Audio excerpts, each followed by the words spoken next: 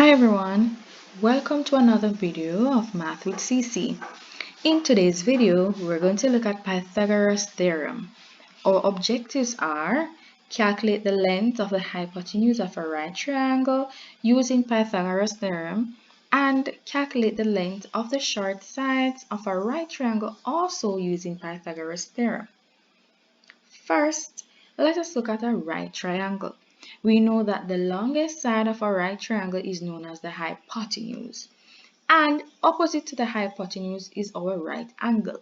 So if it's a case where you're not sure which side is the hypotenuse, always remember that the right angle is opposite to the hypotenuse. Also, you see that we have two other sides, right? The short sides. We're going to call them sides 1 and sides 2 respectively.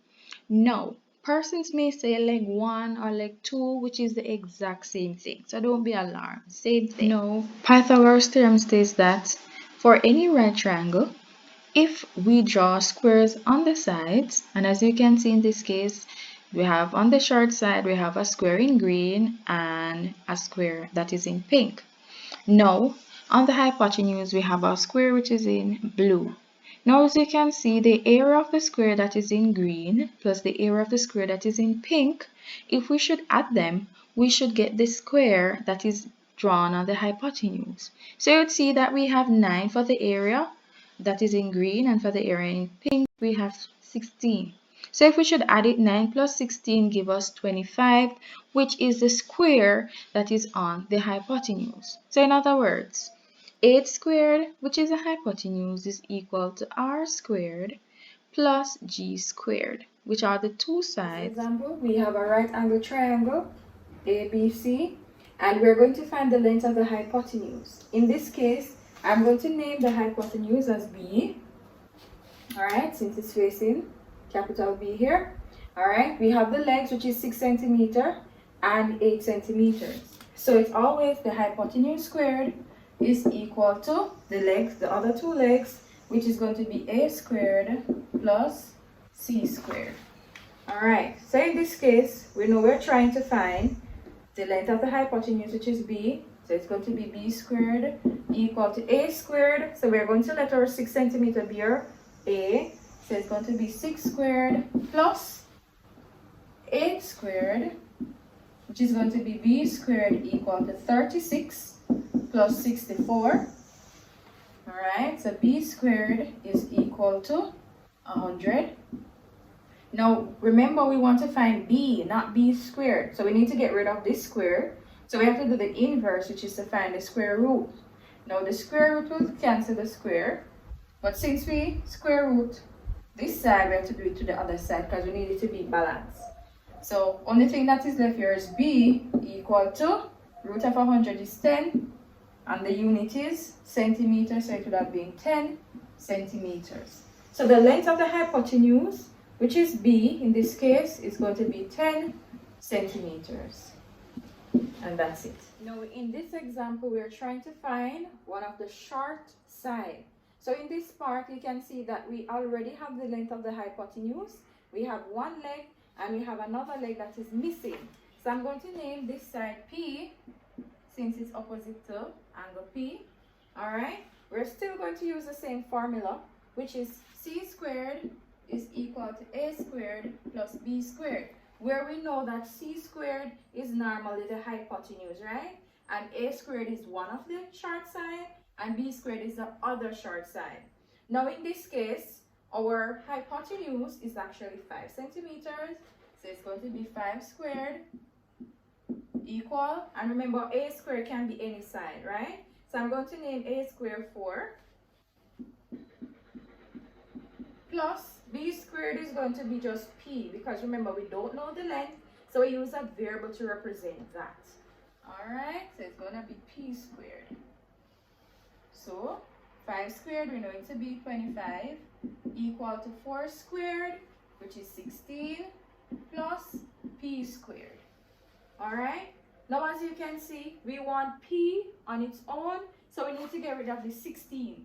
This 16 is positive, right? That means it's added to P. So we have to do the inverse of adding 16, which is to subtract 16. So it's going to be 16 minus 16 plus p squared. However, since we subtract 16 on this side, we have to do it on the other side. So it's going to be 25 minus 16. Alright, 25 minus 16 is 9, equal these two will cancel. So the only thing I have remaining over here is p squared. Now, same thing. I want p, not p squared. So I have to do the inverse of squaring p, which is to find the square root. And once I find the square root of one side, I have to do it to the other side, right? We need it balanced. So the square root cancels the square root.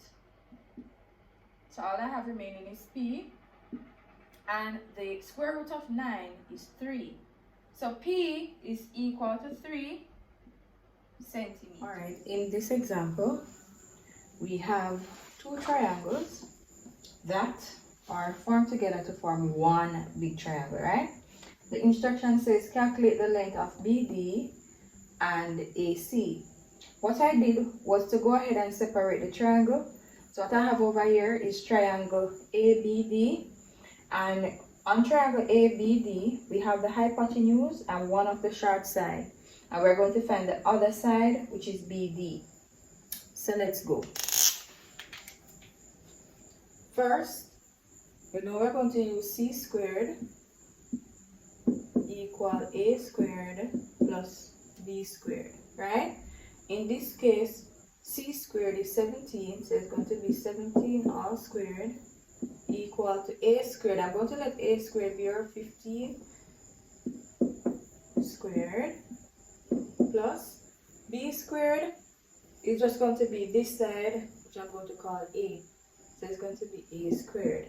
Now I name it a because it's opposite to angle A, but you could name it anything that you feel comfortable with. If you want to name it x or y, the same thing. 17 is 289 equal, the square of 15 is 225 plus a squared.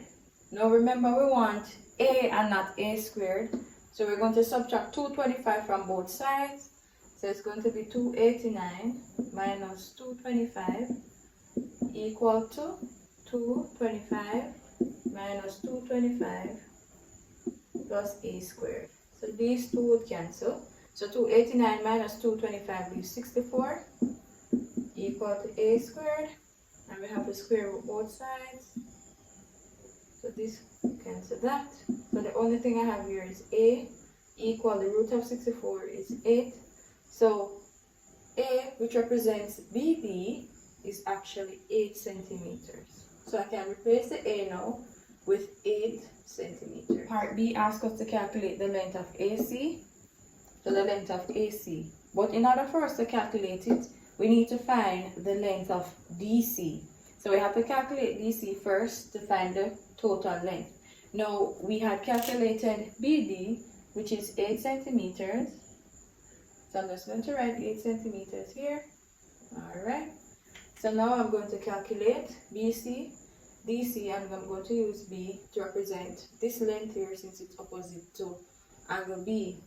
Still using the formula, c squared is equal to a squared plus b squared.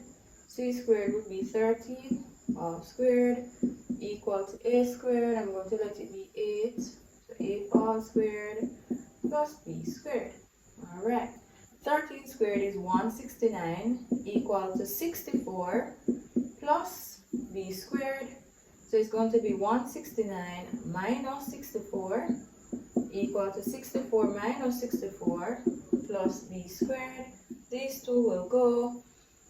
169 minus 64 is 105 equal to b squared. And once you reach here, all we have to do is find the square root of 105 is actually 10.2. So that will cancel it, equal b.